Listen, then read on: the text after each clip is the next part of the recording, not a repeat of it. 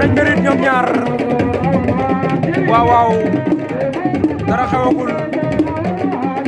Secteur de Galangué daw na jël ko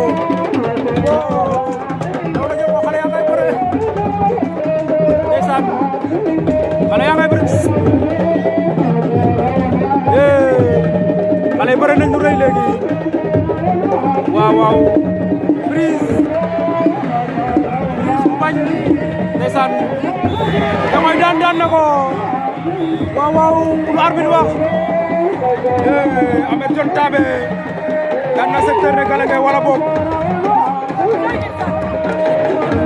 waaw waaw lu arbitre wax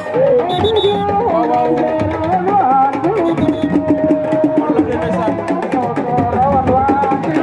Ameth Dione Tabé jël na raw ko duy fi ci Cupane Ndiakandem Ameth Dione a ngi noonu